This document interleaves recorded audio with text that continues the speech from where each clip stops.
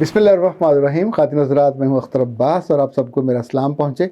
ہمارا جو کلپ تھا خوبصورت لڑکیوں کے ہاں عقل وقل کی کمی ہوتی ہے، اس میں بہت مزے کے کومنٹس آئے اور اتنا کوئک اس کا رسپانس تھا.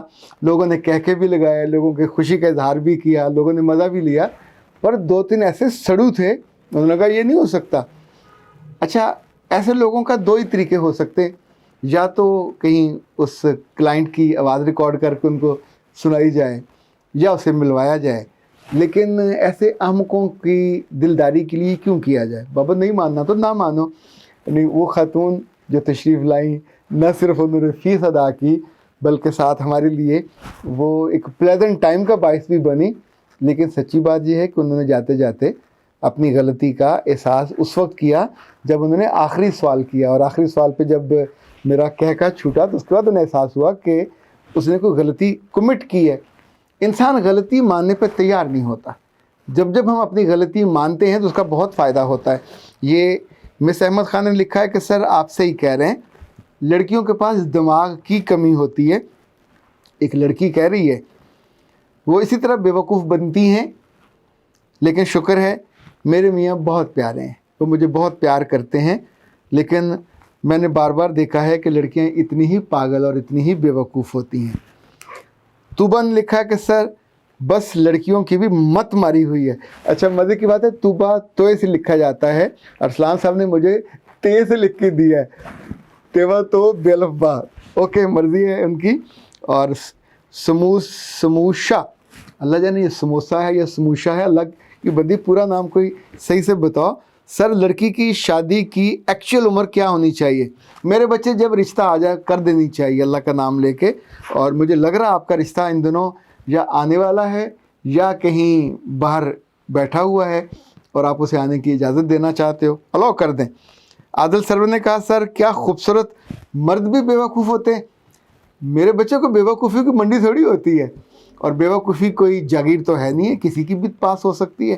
جو بھی بیوقوفوں والا طرز عمل اختیار کرے گا انشاءاللہ العزیز اس کے پاس حماقت نام کی چیز کے ڈھیر لگتے جائیں گے.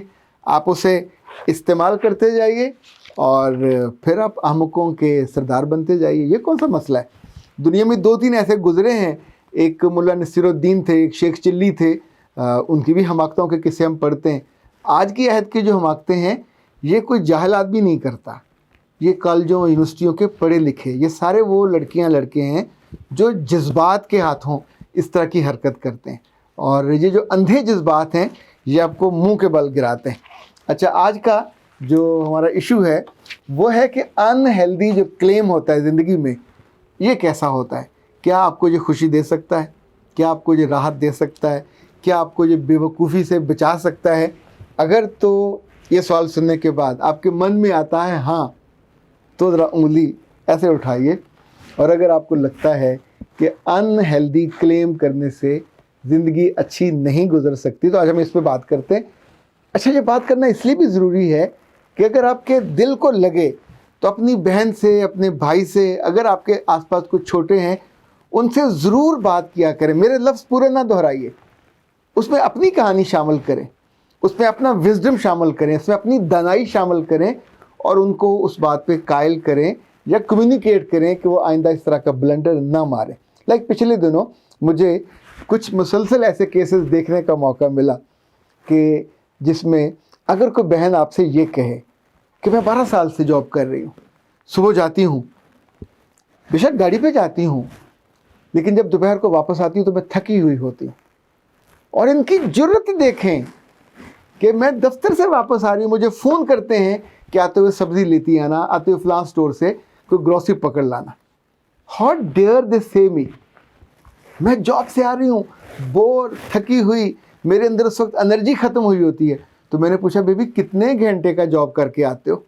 صبح جاتے ہو 2-2:30 بجے، سرکاری نوکریاں ختم ہو جاتی ہیں. سرکاری نوکریاں پاکستان میں سب سے اس لحاظ سے ورسٹ ہیں کہ کام نہیں کرتے.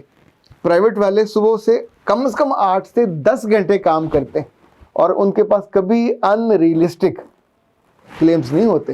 انہیں پتہ ہوتا کام کریں گے تو آگے سے آپ کو عزت، مقام، مرتبہ، تنخواہ ملنی ہے. واپسی پہ میری بیوی کبھی کبھی مجھے کہتی ہوتی ہے کہ آپ کے ساتھ جانا بعض دفعہ ساتھ کا گھاٹا ہوتا ہے، تو میں مسکرا دیتا ہوں، اس لیے کہ جب گھر سے نکلے تو رستے میں سے جو جو چیزیں لینی ہے کرنی ہے وہ مجھے ہی کرنی ہے، کسی اور نے تو نہیں کرنی. تو میں تو اس روٹ کے لحاظ سے جگہ جگہ روکوں گا، گروسری لینی ہے، گوشت لینا ہے، کپڑے لینے ہیں، بچوں کو کوئی چیز لینی ہے، برگر لینے ہیں وغیرہ وغیرہ. تو آپ اس روٹ کے مطابق چلتے ہیں اور تھکتے نہیں ہیں، چونکہ وہ آپ ہی نے سارا کر کے آنا ہے، چھوٹا ہو یا بڑا ہو.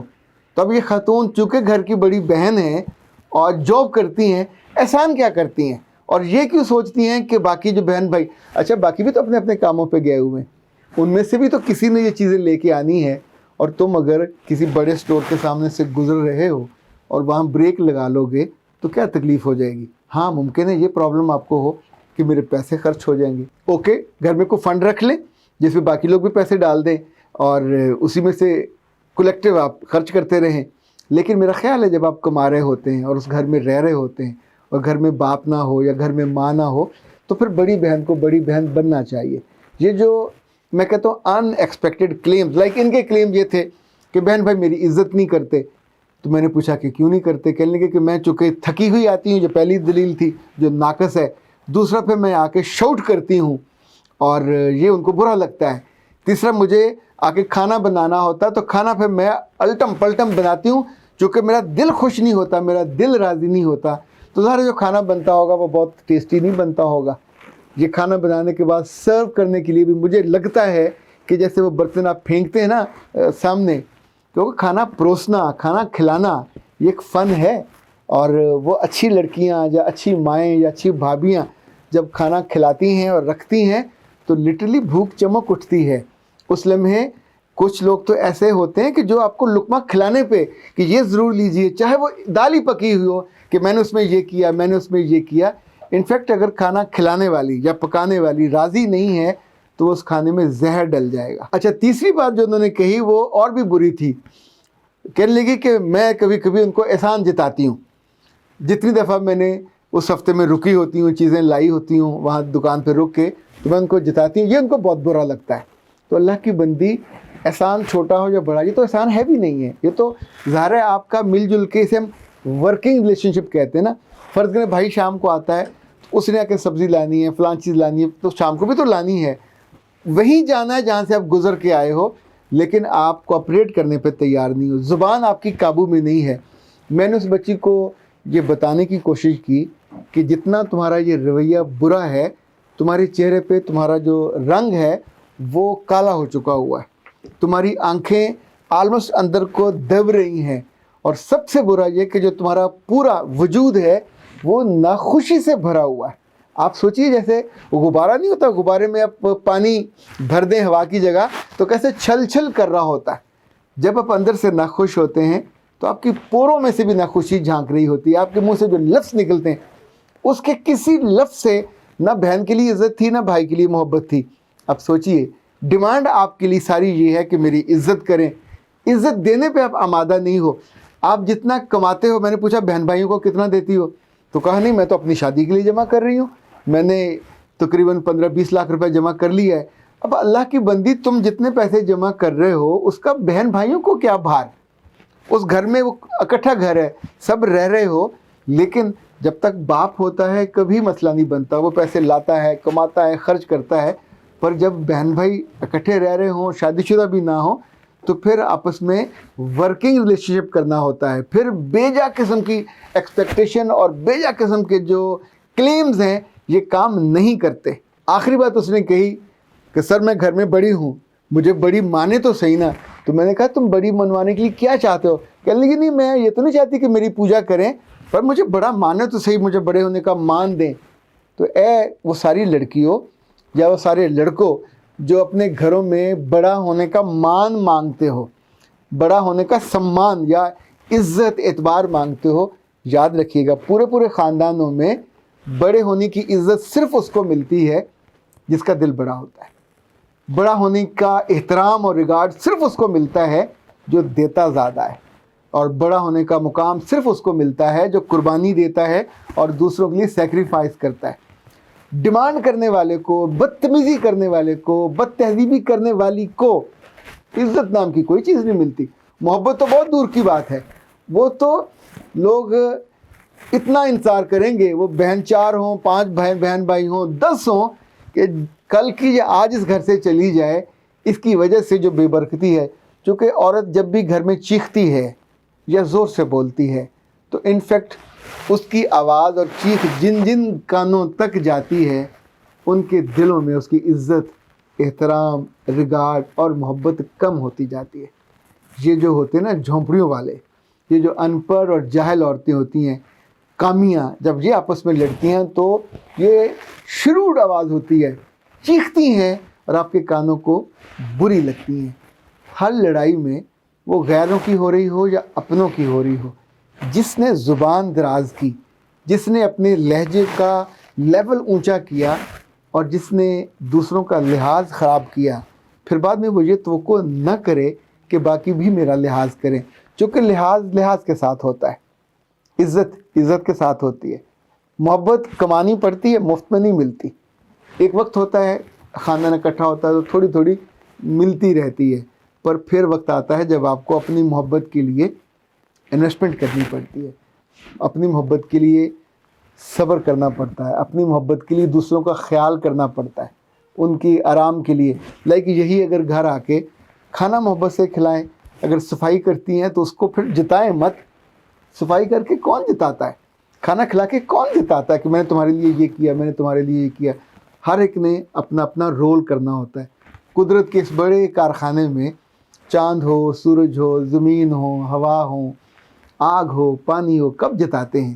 اپنا اپنا کام کرتے ہیں تو نتیجتاً زندگی سموتھلی چلتی رہتی ہے۔ جو جتانے پہ آتا پھر وہاں زلزلہ آتا ہے اور زندگی تہس نہس ہو جاتی ہے۔ خاندانوں کی بائنڈنگ عمارتوں کے گرنے سے نہیں ٹوٹتی، یہ بائنڈنگ تب ٹوٹتی ہے جب آپ دل توڑتے ہیں۔ ایسی وہ لڑکیاں یا ایسے لڑکے جو محبت مانگتے ہیں، توجہ مانگتے ہیں، مرتبہ مانگتے ہیں، تو بابا لوگ آپ پہلے اپنا دل بڑا کرو، پہلے اپنی زبانوں کو دانتوں کے اندر رکھنا سیکھو، احسان جتانا بند کرو، پھر محبت آپ کو مل جائے گی، پھر توجہ بھی مل جائے گی۔ میں ایک بہت بات ڈرانے والی کر رہا ہوں، جب آپ یہ سارا نہیں کر رہے ہوتے تو ماں تو آپ کی ہوتی نہیں ہے، باپ بھی نہیں ہوتا، تو پیچھے دعا دینے والا کوئی سورس نہیں ہے۔ دعا کسی فقیر نے یا کسی محلے والے نے نہیں دینی ہوتی، اسی بہن نے، اسی بھائی نے دینی ہوتی ہے جس کا دل اب روز توڑتے ہو، جس کے کانوں میں روز زہر انڈیلتے ہو، اور جس کی آنکھوں میں آنکھیں ڈال کے آپ اس سے بدتمیزی نہیں کرتے، بد تہذیبی بھی کرتے ہو۔ وہ آپ کو گھر سے نہیں نکال سکتے، پر آپ کے لیے دعا کا رستہ بند کر دیتے ہیں۔ جب دعائیں بند ہو جاتی ہیں تو چشمے خشک ہو جاتے ہیں، زندگی کی ہریالی خشک ہو جاتی ہے، درختوں پہ پھل لگنا بند ہو جاتے، زندگی میں مٹھاس کہاں سے آئے گی؟ اختر عباس کو اجازت دیجیے، السلام۔